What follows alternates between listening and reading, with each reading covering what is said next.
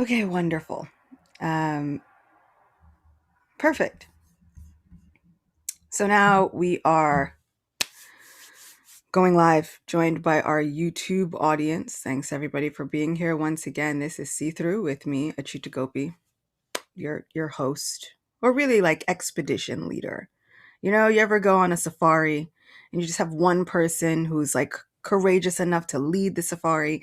That's what we are on today. We are on a safari of spiritual adventures with me, your safari leader, Achita Gopi.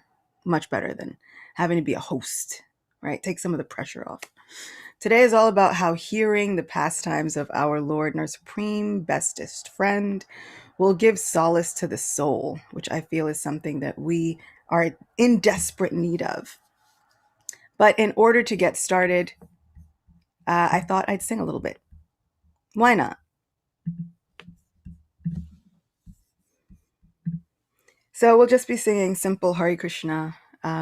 Listen along, close your eyes, grab a hot drink of something, or a cooling drink of something, depending upon where you are. Sit back, relax, just enjoy this sound of this Hare Krishna Mahamantra.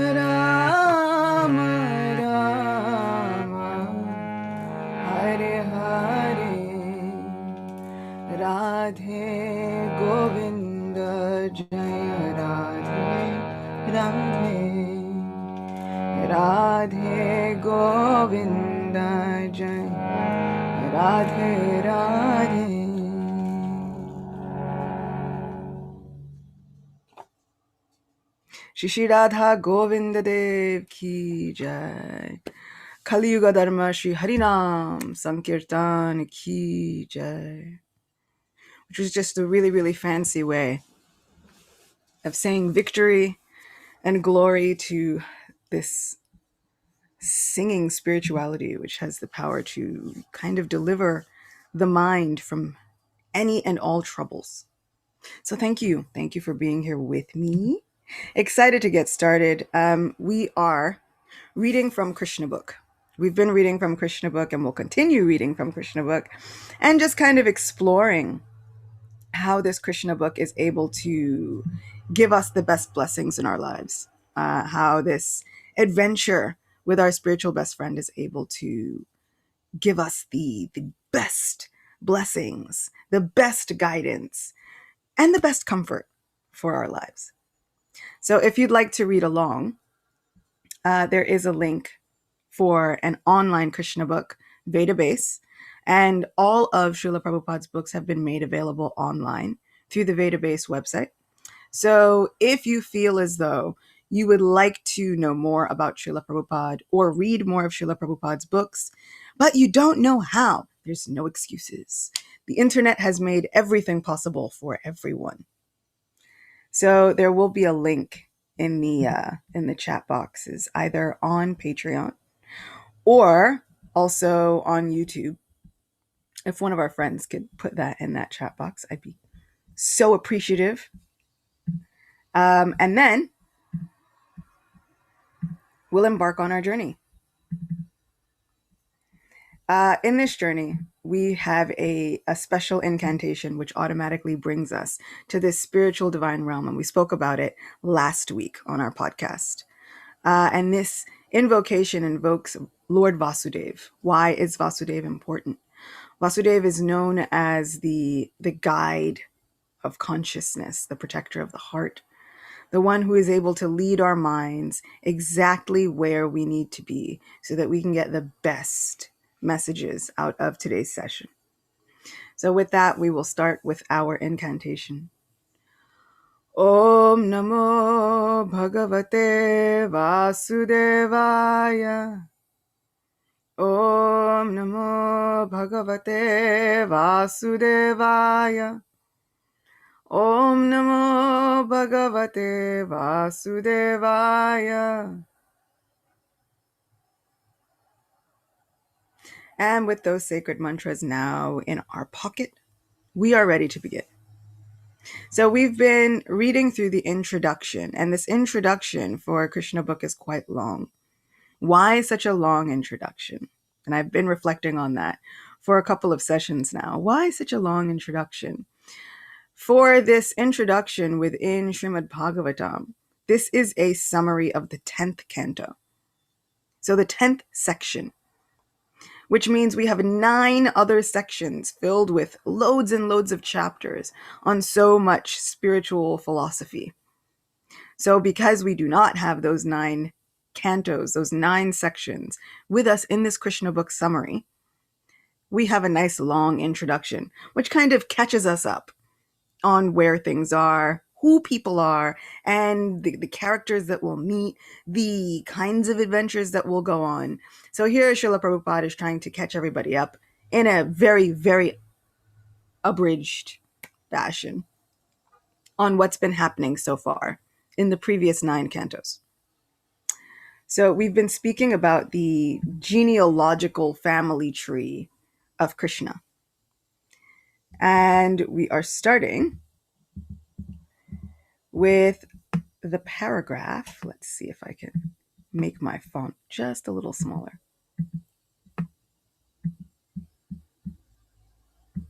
There we are. Perfect.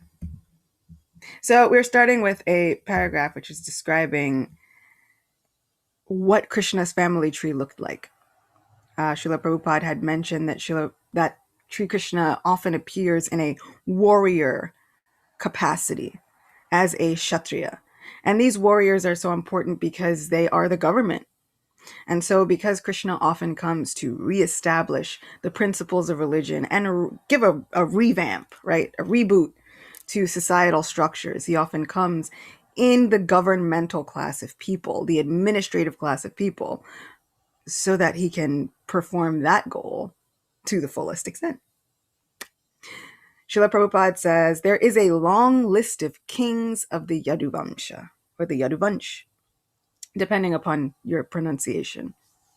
In the ninth canto, so this is once again recap of what happens in those other 9 sections. So in the ninth canto, 24th chapter of Srimad Bhagavatam, all of the lineage of Sri Krishna, they were all great powerful kings. Krishna's father's name was Vasudev, son of Shurasena, descending from the Yadu dynasty. Actually, the Supreme Personality of Godhead does not belong to any dynasty of this material world, but the family in which the Supreme Personality of Godhead appears becomes famous by his grace. For example, sandalwood is produced in the states of Malaya. Sandalwood has its own qualifications apart from Malaya, but because accidentally this wood is mainly produced in the states of Malaya, it is known as Malayan sandalwood. Similarly, Krishna, the Supreme Personality of Godhead, belongs to everyone. But just as the sun rises from the east, although there are other directions from which it could also rise, so by his own choice the Lord appears in a particular family, and that family becomes famous. I really love that section. Just for the one sentence, Krishna, the Supreme Personality of Godhead, belongs to everyone. I always was really curious what would happen, when you hear of missionaries, people who would go and present spiritual philosophy in so many different corners of the earth. And I would always think, what happens to the people in some far off region, right? They live in a rainforest. They've never even seen you people. What happens if they don't know about the particular God that you're speaking about?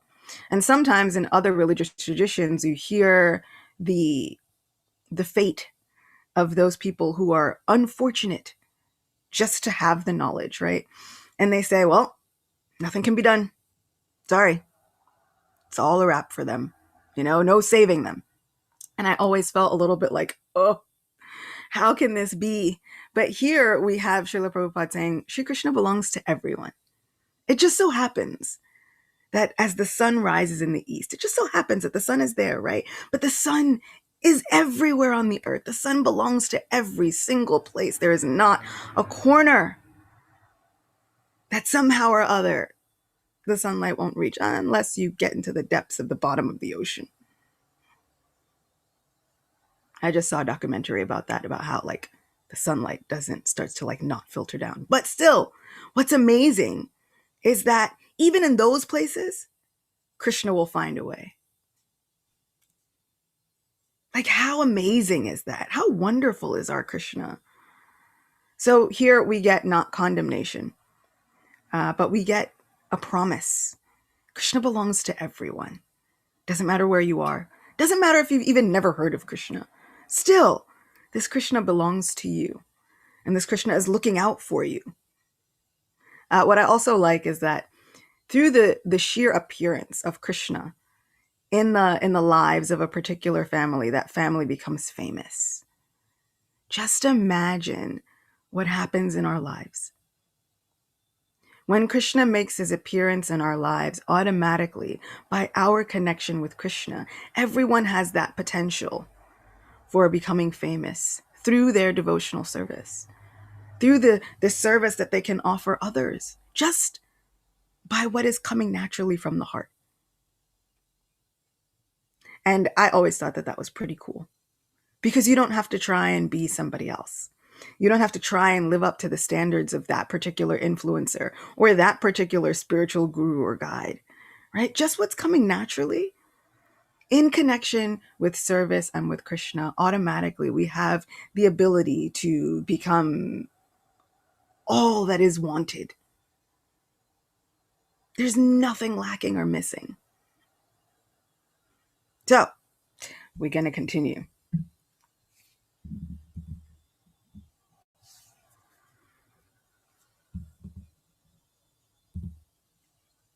Okay. When Krishna appears, all of his plenary expansions also appear with him. Krishna appeared along with Balaram, or Baladev, who is known as his elder brother. Balaram is the origin of Sankarshan, of the quadruple expansion. And we spoke about this a little bit in, I think, our first episode, speaking about all of the Vishnus that emanate from one Vishnu. But then all of those Vishnus and all of the incarnations of Sri Vishnu all appear within Sri Krishna, which is really amazing and a very sometimes convoluted way of saying it's all there in Krishna. Everything, everyone, anything that you could possibly want, need, desire to experience, it's all there in Krishna. If you need protection, that energy and that potency is there. If you need love and compassion, that energy and that potency is there. If you need a God that is going to come and make sure that the comeuppance is there, it's all there in Sri Krishna. Everything is there, including Balaram. So now we have Baladev, the elder brother of Krishna, also God. We're gonna be seeing this a lot. So Krishna, God, Balaram, also God. And then we'll see more people. It's like, really? Also, they are supreme? Yes. Also. But we have levels, right? We have degrees of supremacy, which is amazing because normally you think of supreme, topmost. But now with Krishna, we have levels and degrees of supremacy. And in Sri Krishna, we find this highest, most incredible degree of supremacy. And what does Krishna want most? Krishna wants people who forget all the supremacy. We climb this mountain through so many introductions, through so many philosophical understandings to get to this idea, to get to this concept. Krishna is the topmost degree of supremacy. And then Krishna desires that you just forget it all, right? You climb this whole mountain, just forget the whole thing. Now open up from here. We've got all the understanding from up here in the mind. Now open up from deep within the heart.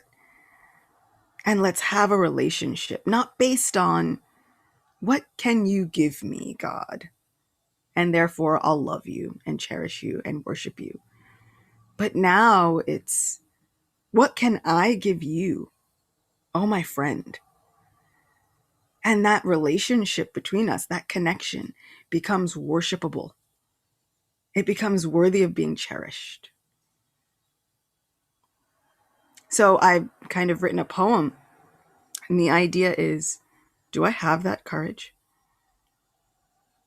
Do I have the courage to love the Supreme Person no longer based on what I need at any particular moment? No longer based on my fear, my lacking, my limited resources.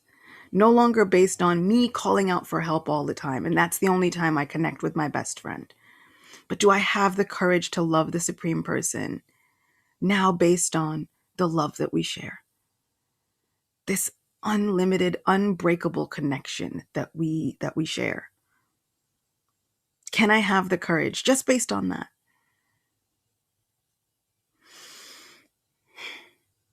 Do I have the courage to say, oh, my friend, when you are tired of saving the entire universe, you can just come and find a soft space with me.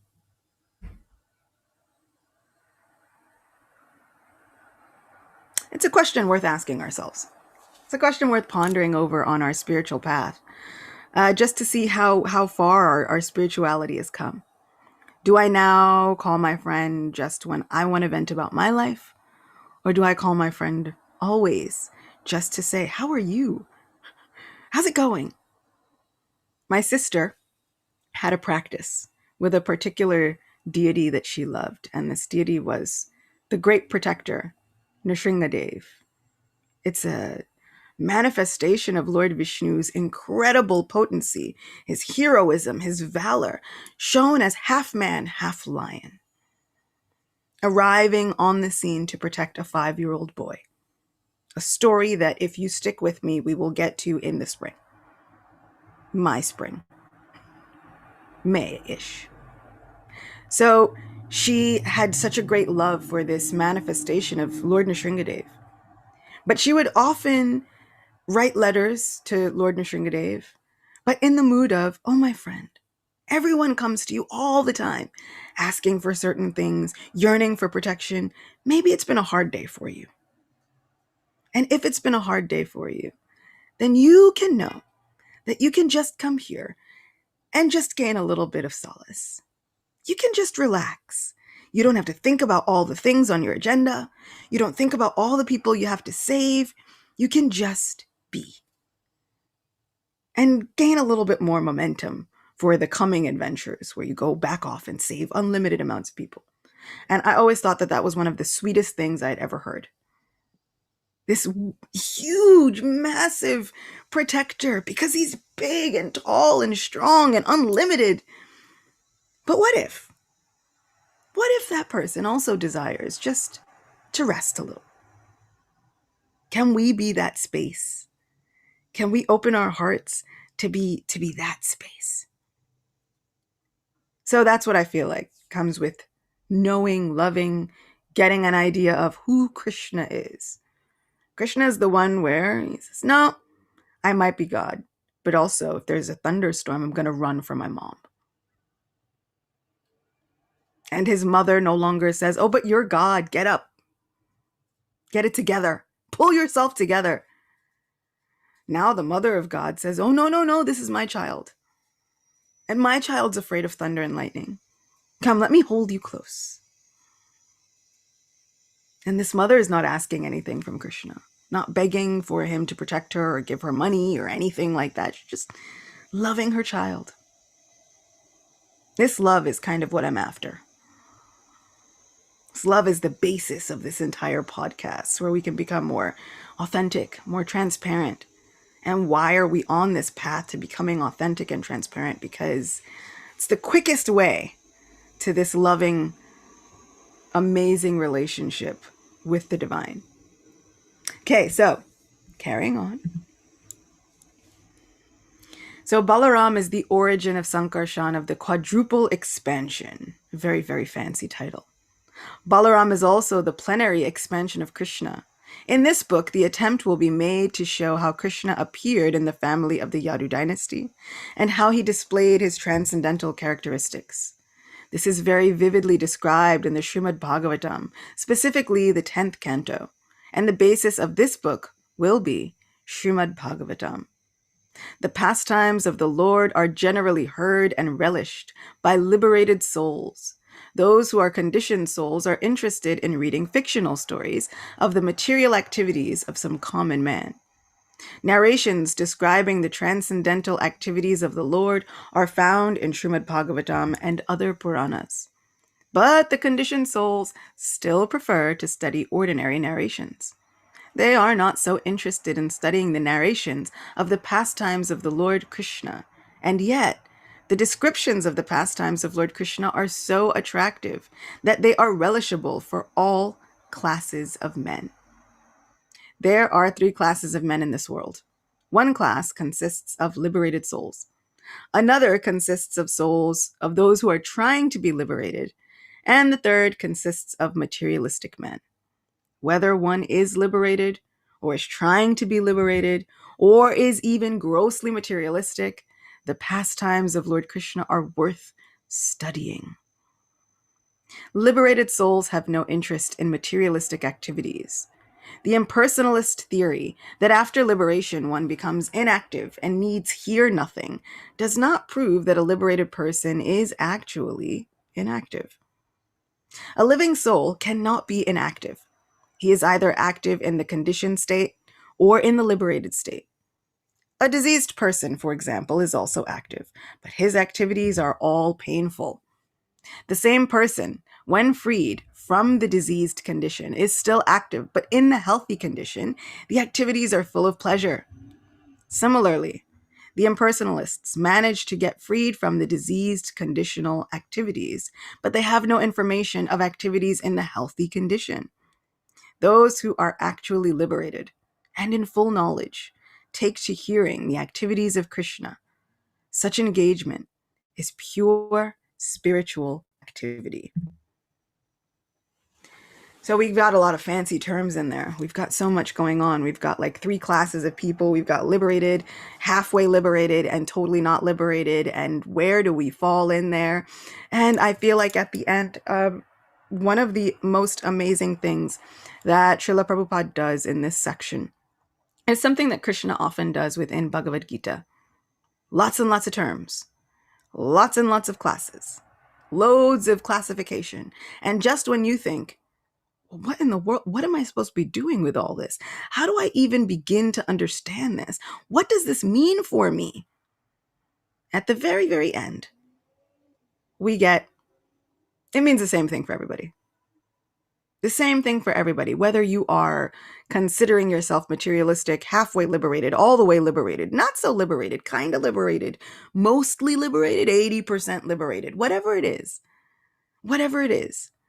these topics are worth hearing and studying. And they bring happiness to those who hear and study them. Even if you are completely liberated, the studying and the hearing doesn't stop. Once someone asked Prabhupada, what do you and your followers hope to gain by chanting Hare Krishna? What's the goal? And Srila Prabhupada's answer was, a taste for chanting Hare Krishna.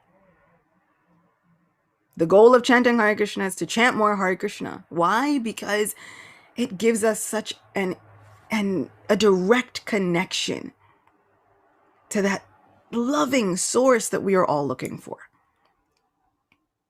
It's like plugging it into the outlet. And even though the electricity comes from the outlet and you plug things in and then you know, it's like, but what's the goal? It's to get the electricity from the outlet. So when we look at the constitutional position, when you plug in the TV, you're not thinking, oh, this TV is so inferior. It has to plug into the outlet to get the electricity. Similarly, we shouldn't think ourselves inferior. If we have to read something once, twice, 3 times, 4,000 times, and you're still feeling like, wow, this is still kind of sinking in, or I'm still chanting and I'm still getting these interesting realizations, or still struggling, whatever the case is, the goal is that we hear and study and have realizations, speak to each other about those realizations more and more. The goal is that we chant and have those realizations more and more.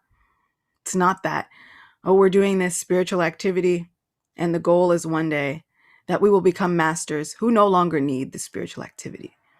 All the masters, they just dive deeper.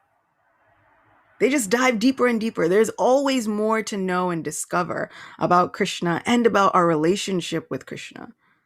Because just as Krishna is unlimited, our relationship with that Supreme Person is equally as unlimited. So I remember speaking about this a little bit. As a reader, I saw a meme once that said, you read a book, and then the sad part is you never find out any more about those characters. Their lives, their existence, it's contained right there in those 200, 300, 400 pages, and then nothing else. And what I love about Krishna consciousness is that there's always more. Those spiritual personalities never stop having unlimited things for me to discover about them. Amazing fun facts. Coolest little details. So they're friends that travel with me for forever. So that for me is it's a message of hope. No matter where you find yourself, no matter what job you find yourself in, we can all engage in spiritual activity just by coming together and doing this right here. We are now more spiritual than we were last week. We've done it. That's a victory, worthy of celebration. We're here, we made it another day, and we chose to take this time to get together and dive a little bit more into our spirituality. We've succeeded. Even if we do nothing else spiritual this day, it'll stick with us. And our connection with this spirituality, I guarantee you, will become the thing that enriches us. It will become the thing that gives us all blessings. Continuing on. It is essential for persons who are actually liberated to hear about the pastimes of Krishna. See? The hearing never stops. That is the supreme relishable subject matter for one in the liberated state. Also, if persons who are trying to be liberated hear such narrations as Bhagavad Gita and Srimad Bhagavatam, then their path of liberation becomes very clear. Bhagavad Gita is the preliminary study of Srimad Bhagavatam. By studying the Gita, one becomes fully conscious of the position of Lord Krishna. And when he is situated at the lotus feet of Krishna, he understands the narrations of Krishna as described in the Srimad Bhagavatam. Lord Chaitanya, also God, has therefore advised his followers that their business is to propagate Krishna Katha. Fancy word that I like to use often, but now we actually get into the meanings of these terms. Krishna Katha means narrations about Krishna. There are two Krishna Kathas, narrations spoken by Krishna and narrations spoken about Krishna. Bhagavad Gita is the narration or the philosophy or the science of God spoken by Krishna himself. Srimad Bhagavatam is the narration about the activities and transcendental pastimes of Krishna. Both are Krishna Katha. It is the order of Lord Chaitanya that Krishna Katha should be spread all over the world. Because if the conditioned souls suffering under the pangs of material existence take to Krishna Katha, then their path of liberation will be open and clear. The purpose of presenting this book is primarily to induce people to understand Krishna or Krishna Katha, because thereby they can become freed from material bondage. Now, nobody really likes the term material bondage. Doesn't sound like a fun term, but we're all in it. We're all in it, no matter what we hoped or thought, or we're all in the hospital, in the mud. We're all in it together. We're all in this ocean. And even though we don't want it, and the common analogy is, anybody know anybody who asks for a fever? Usually no. Right? Unless there's some hidden motive behind it. Something like, if I have this fever, I don't have to go to work, so it might not be so bad. Right? Or if I have this fever, right? This used to happen when I was a kid. You get a bad report card where your grades come in and they're not so great. And you just think to yourself, if I just had a fever, then my family would be more concerned about me getting better and less concerned about these grades that I did so poorly on. They'll forget about it. But usually, unless there are those two kinds of situations, you don't see anybody praying or asking for fever. And yet, and still, fever happens. At some point, everybody in their life is going to experience some kind of fever. And it's not going to be great, right? It doesn't feel great. Muscles are achy, your joints are not feeling good, everything feels congested and inflamed, and sometimes even your hair follicles hurt. Everything is painful. But we're all in this. So this material bondage is something that we're all in. Those fevers come by the arrangement of material nature. Material nature does not care if you're rich or poor, or if you have a big house or a small house, right? If this pandemic has taught us anything, material nature will still act. Doesn't care how much money you have. Doesn't care how much money you can give material nature. It's not like you can buy off material nature, right? Like, oh, material nature, I'll give you $5,000 if you just let this, pandemic pass right on over me. Material nature doesn't work like that. So nobody really likes hearing about material bondage, but the truth of the matter is that we are all in it. And everybody is looking for a way to get out of it, right? In whatever way that they've tried to pursue. Money, job, wealth, family, whatever it is, we're all trying to get closer to the more pleasurable experiences and get farther away from those unpleasant experiences. Here, we are being kind of given a bit of a secret. These narrations are the key. These narrations help us get out of those circumstances. How? Because doesn't it seem like some people that we're going to read about will be incredibly poor? Some people will have loads of money. Some people will be somewhere in between. Some people will still have fevers. Does it mean that once we start reading this book, we'll never have another fever ever again? Nothing bad will ever happen to us ever again? Absolutely not. Because that's not the way this material world works. Those things are going to happen. The waves and the ups and downs are going to happen because that is part of the makeup of the game board that is this material world. All those things are going to happen, but we will be more equipped to handle them. We'll be given tools. We'll be given the real medicine, the one that helps us relate here and here, in the minds and in the hearts, to something far greater than the current circumstances that we're going through. I heard somebody speak about getting a tattoo, and it was a really big tattoo, huge tattoo. And they were saying, sometimes you just gotta, you have to take the mind somewhere else. And they were saying that they often they would think about and kind of, it's a meditation really, but they would draw the mind to music or something else, anything else, right? Away from this relentless pain of getting this tattoo. So now we have to think about, what do we want? Do we want this divine connection? Even though the material world's going to come sometimes with this relentless pain, where do we take the mind? How can we establish this mind over matter situation, but in our everyday lives? Because we need it in our everyday lives. When it feels like material nature is tattooing on us, how do we get to extract the mind and bring it to someplace better? It's by reading and rereading and hearing and rehearing these narrations. And it works. I've tried it.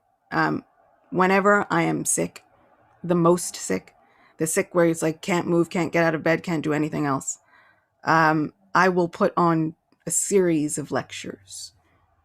Or there are sections of YouTube where you can go and they have Krishna book even on audiobook.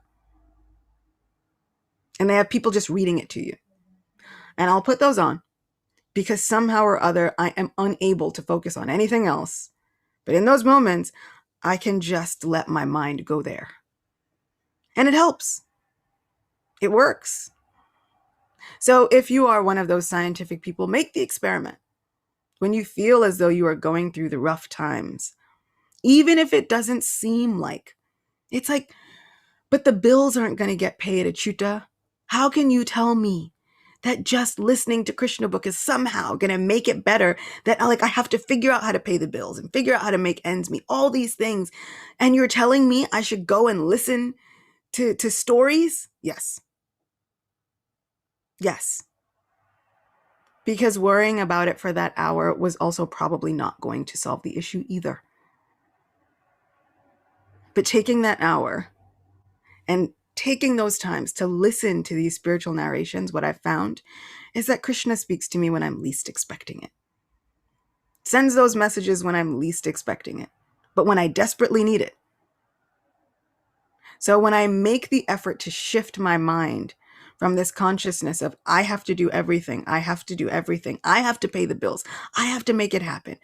And then when I start hearing these narrations, I remember the truth.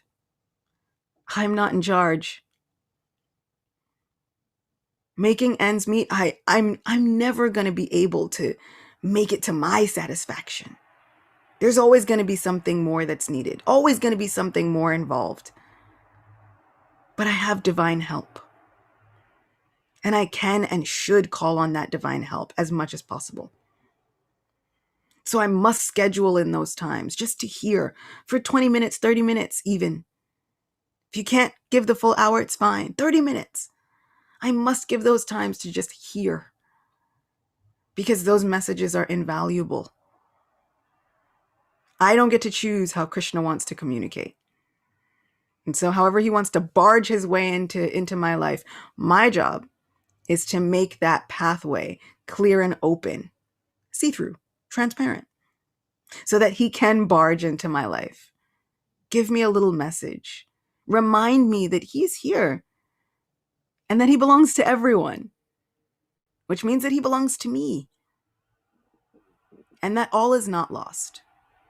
And that no matter what I'm going through, even though it seems like this material world situation is an ocean, insurmountable ocean, once I decide to seek that shelter of my dearest friend, that ocean becomes no bigger. It is said in Srimad Bhagavatam that that ocean becomes no bigger than the amount of water that can fit in the hoof print of a calf. Not a full-grown cow, because those are bigger, but a little calf. You ever see the little calves? And they have these spiny little legs, right? Little stick legs and little small hoof prints. Imagine how much water could fit in there. It's not even a thought. You walk right over it. This insurmountable ocean becomes exactly like that. As soon as I ask for help, as soon as I reach out to my friend for help, that's how amazing my friend is. So I'll read just a little bit more and then we'll open it up for questions. This Krishna Katha will also be very much appealing to the most materialistic persons because Krishna's pastimes with the gopis, or cowherd girls, are exactly like the loving affairs between young girls and boys within this material world. Actually, the sex feeling found in human society is not unnatural, because this same sex feeling is there in the original personality of Godhead. Okay, whoa. We're gonna finish this out and then we're gonna get into it. The pleasure potency is called Srimati Radharani. The attraction of loving affairs on the basis of sex feeling is the original feature of the Supreme Personality of Godhead, and we, the conditioned souls, being part and parcel of the Supreme, have such feelings also, but they are experienced within a perverted, minute condition. Therefore, when those who are after sex life in this material world hear about Krishna's pastimes with the gopis, they will relish transcendental pleasure, although it appears to be materialistic. The advantage will be that they will gradually be elevated to the spiritual platform. In the Bhagavatam, it is stated that if one hears the pastimes of Lord Krishna with the gopis from authorities with submission, then he will be promoted to the platform of transcendental loving service to the Lord, and the material disease of lust within his heart will be completely vanquished.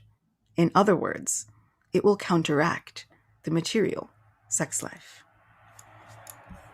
So, whoa, what's this all I hear about all these feelings and they're not unnatural? Who knew? Go figure. So usually we hear about so many spiritual people and they kind of lead this monastic life, right? There's this life filled with austerity, and it seems as though all they do is deprive themselves of things. And it won't be much different even within Bhakti Yoga. We'll see so many monks within Bhakti Yoga and people really trying to draw the senses back from all of the material engagement. And why? Like, how does this happen? Where does this come from? How are we to experience that? And where does that leave us? What I love about this section is on any level that you find yourself, in any situation of life that you find yourself, wherever you are, whoever you are, whatever your job is, doesn't matter. These narrations help you. These narrations are meant for everyone, and they help everyone. No exceptions. It's like fire. The closer we get to fire, the warmer we feel. If you touch it, you'll get burnt. Fire does not care how much money you have. It's not like fire is like, oh, that person's a billionaire, I won't burn them. Fire still works. That's how Krishna's nature is. But interestingly enough, now we are hearing that all of these things that we are feeling within ourselves are present within the Supreme Person. In fact, how could we be feeling them if they were not present within the Supreme Person? Now, some of you might be looking at me like, what are we saying? Let's make a test then. The depression, the anxiety, the angst, the anger. Does that mean all of those are present? Yep. Yes. Absolutely. And throughout this Krishna book adventure, we will see stories in which the Supreme Person becomes depressed. when the Supreme Person seems to be filled with anxiety. What I love about this is there is nothing that Krishna can't relate to. God is not now saying, yeah, you're on your own. Can't deal with it. God is right there with us. Been there, done that, got the t-shirt, experienced it already. How did we think it found its way into us? So, the yearning for a romantic partner, the yearning for this all-encompassing, romantic, loving relationship that we love to, well, I mean, me. I'm a huge romantic, so I can only speak for myself, that I might love to read about or see in celebrity couples, or lament when you see the celebrity couples break up, right? And you think, oh no, man. Or some people are thinking, now's my shot, right? This finds its ultimate origin in the pastimes of Sri Krishna. We will see people who will look at Sri Krishna and think, wow, really attractive. How can I have an opportunity there? And when we see these people, it won't matter the gender that their form has taken that time. Krishna is attractive to everybody, anybody, animate and inanimate objects, rivers, rocks, animals, doesn't matter. Sages in a forest who have withdrawn themselves from all of society, but they meditate on somehow or other, giving their hearts to Gopal, who is also Krishna. Doesn't matter. We'll see ladies in palaces. We'll see ladies who are on the street sweepers. We'll see all kinds of people. We are going to meet an assorted, an unlimited cast of people, and all of them are attracted to Krishna. Now, for us, when we see this attraction, and it happens between other people that we're experiencing, because we're limited and they're limited, this whole experience is quite limited. So you get people who are saying, you know, I'm yearning for this relationship that can really, really fill up my heart. And the other person is too limited to do that. And a lot of the problems come because the other person and we are both too limited to have this unlimited connection. But we're still searching for it. And we keep searching for it. And then sometimes we get really, really frustrated searching for it. And then somehow, in those moments of our greatest frustration, when we find ourselves too frustrated to even look anymore, in comes Krishna.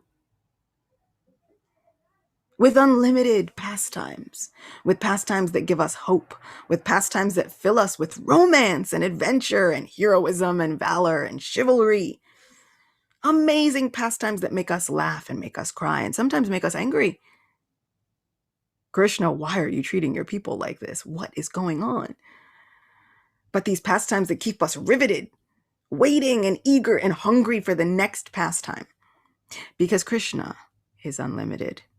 So that wellspring within the heart, right? Yearning for more and more and more and more and more love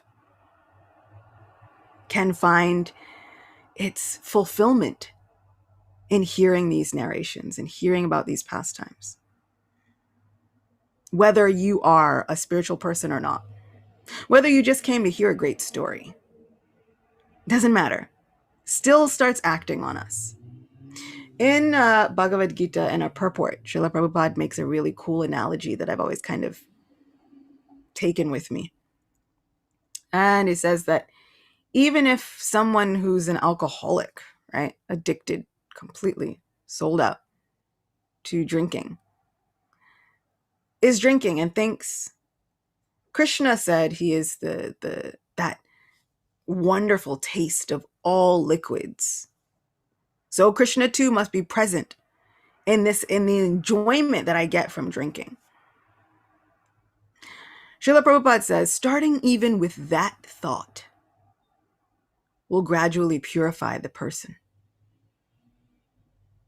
So sometimes we think on our spiritual journey, we have to be doing this, we have to be doing that. It must look a certain way. I have to do all of these things before I can begin my spiritual journey, before I can begin loving Krishna, before I can whatever it is. No, this is the beginning. This is where it starts. It is always a good time to begin. Whatever phase of life you are in is always a good place to begin. It is always a good time to begin. So if you find yourself struggling and you think, I have to get out of this struggle before I become spiritual. Nope. You already are spiritual. That is already a constitutional attribute of your soul. You are a spiritual person. Reestablishing that connection, anytime's a good time for it. Anytime at all. And it can start with just this. Even if you think, oh, well, I like MMA fighters and I really enjoy watching or hearing about fight matches. Krishna has loads of those. So even if you come just to hear a great fight match, cool. Just keep coming back. Even if you think, well, I mean, this is a God who dances and sings and plays a flute. And I mean, there's all these ladies around and I'm just trying to figure out like, what's up with that? Cool. It's always a good place to start. Come as you are with whatever you have. Bring it as an offering. Give it to our best friend. I had been having like neck and back pain the past few days. And sometimes I look at relentless neck and back pain as like, what is it that I'm holding on to and carrying that I really should just put down? And I couldn't figure it out. But today, this morning, just kind of felt like I was like, there's so much grief everywhere I turn. I'm just like, I've like, you have those feelings where you hear about the end of somebody's earthly existence or whatever the case is, and you just kind of feel like, I'm sorry for all the people that are left behind, kind of wandering around, figuring out like what is happening. Right? I'm sorry if there was fear involved. I'm sorry if there was anxiety involved. I'm sorry if there was depression involved. I'm sorry if there wasn't. The whole situation is just so many of these heavy, heavy feelings. And this morning, finally, I was like, that's kind of what I've been carrying around. It's like all these heavy feelings. And I thought, Achyuta, what are we doing? Those aren't yours to carry. We know what to do with those. We do the work. We sit down. We take a second. We chant. And we give all that stuff to our friend. My hands and my arms, I'm a very small human. They are not meant to carry all of this. And that is totally okay because I have a friend. And that friend can carry all that we have, can preserve everything that we have and carry all that we lack. So when my arms are too small, which is very often, I can and should give it to my friend. And fun fact, when I chanted with that mood, the pain eased up. I had been stretching for a week, mind you, to get rid of it. Like I'd been on it. I'd been doing the work. I had been stretching. But it wasn't a body problem. The issue was in here. The issue was in the heart. So sometimes it behooves us to kind of look around in our hearts, find out what we're carrying, and then find a space where we are able and encouraged to give all those things over to our best friend. A best friend who says, I don't mind. I'm always equipped. Sometimes you call a friend, they're like, I can't deal with this today. I'm sorry. Click. And you feel like I've been abandoned. This supreme friend never says that. Somehow or other, this supreme friend is unlimitedly equipped to deal with all of the stuff we can't deal with. This is our friend. So hearing these narrations gives solace to the soul. How? It helps us in whatever situation we find ourselves in, whether by drawing our mind to what's really important and away from all the material things that will never end, or whether by giving us a message of hope, right? And those pathways toward clearing the problems, or Simply, if we find ourselves too much overburdened with everything happening in this world, we can take a second and offload. There are apps. If you've never really gone live or done a whole bunch of things, that it never really happens. But in other places where you upload things a lot, the app gets filled because the cache keeps holding on to little so this cache, it's like mystery digital storage box. And it keeps holding on to little things just so that if you ever need to go back, it saves it. But this makes this app heavy. So the app starts to take up more space and more space and more space on whatever device you're using until one day you look and you see, I'm running out of space. How did this happen? And then you look and you find out that YouTube or Instagram or some other Facebook, one of those apps, is taking up too much space. And you've got to offload it. Offloading the app will clear up the space from your device and make it ready for new realizations to come in. Sometimes we have to look at what's happening in the storage space of our heart and offload. Offload. Do not expect or try to carry all of that.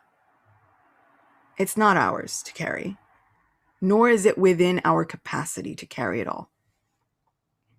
Take those moments, come on every Sunday, and let's offload those apps that are taking up too much space for no reason.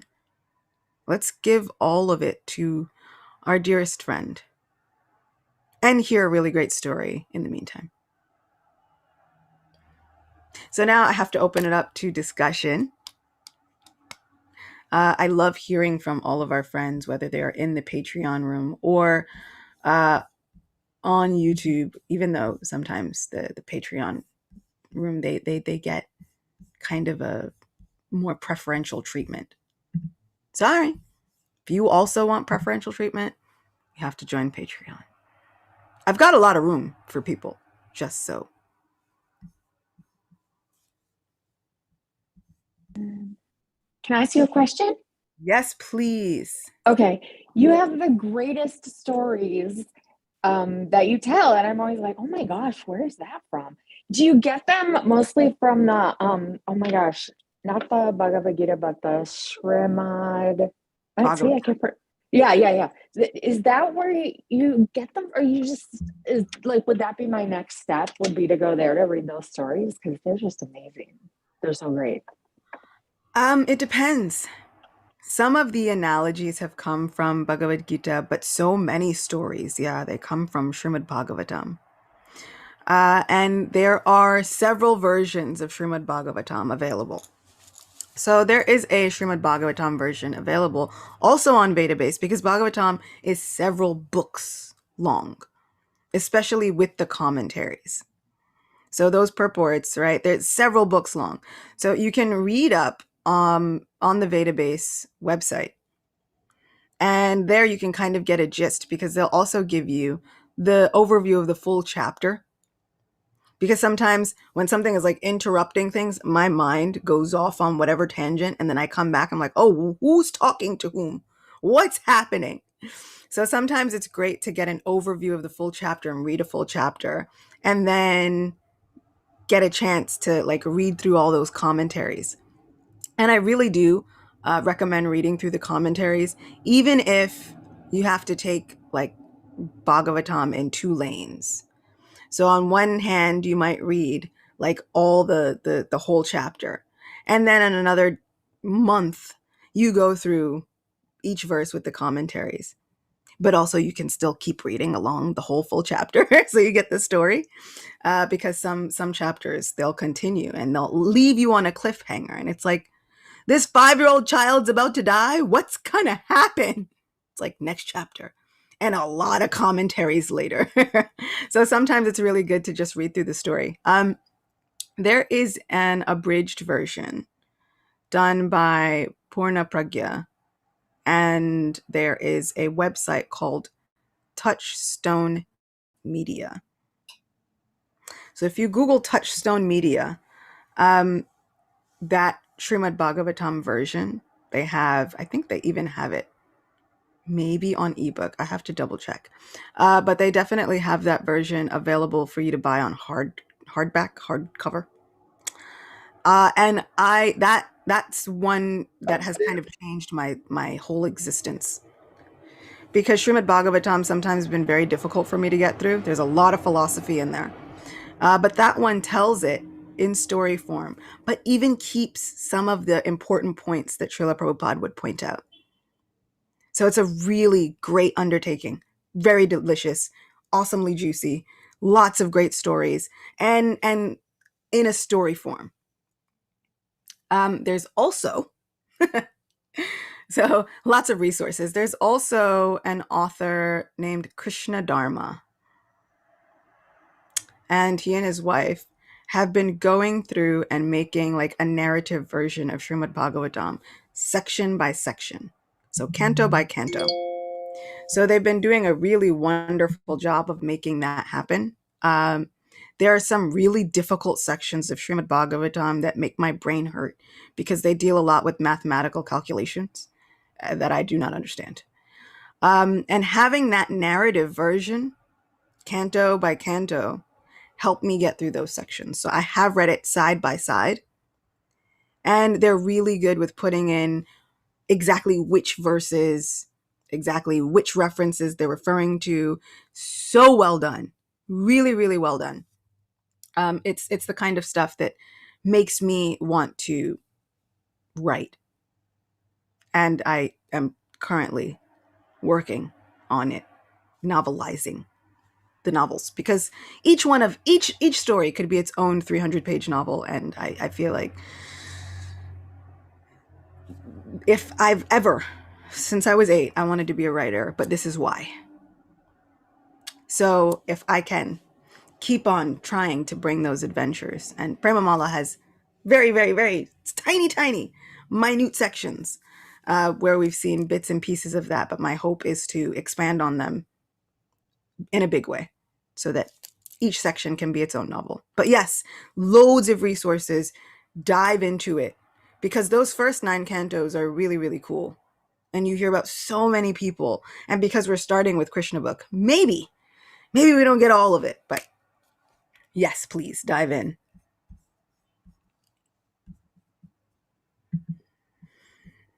Okay, so we have a comment in the chat from Lileshwari. My heart needed this solace today, and I'm so grateful to be here with you all. My biggest takeaway is that devotional service is as simple as hearing and reading, as choosing to turn to Krishna and creating space for him. And that contains absolutely everything we're looking for at all levels. No matter what we're going through, no matter where we are, we can always seek shelter in the narrations about Krishna, and they work for everyone. I feel as though sometimes I look for solutions or solace in every place except in Krishna. So I need the constant reminder that whatever I'm looking for, no matter what it is, it's right there in the holy names, in the pastimes, and in spending this past hour with you all, experiencing the peace and solace in my heart, help me remember where the real shelter is. So thank you. Thank you all so much. Ah, Lileshwari, you are the best ever. Okay? That moment of transparency, I think that's what I'm going to have to call that. That whole wind up takeaway moment. It's our moment of transparency for this one. And that was it. Thank you. Please know how much I love you. So much. And that goes for everybody here. I'm sending out big love to every single one of you and hoping that this Govinda magic, this Krishna magic, starts showing up more and more in your life. It was already there, by the way. We just have to look around and see it. And Peter Pan, where they're like, I do believe in fairies. I do believe in Krishna magic. I do. And the moment we start saying that is the moment that that magic starts showing up. But it's us who needs to see it. So thank you so much. We'll be with each other again next Sunday. Same time, same place. Get in on Patreon if you really want to get into the room and ask me questions. Do the things. And we'll continue. I think next week we'll be wrapping up the intro. So don't miss it. Love you all. See you all soon. Big Hare Krishna to every single one of you.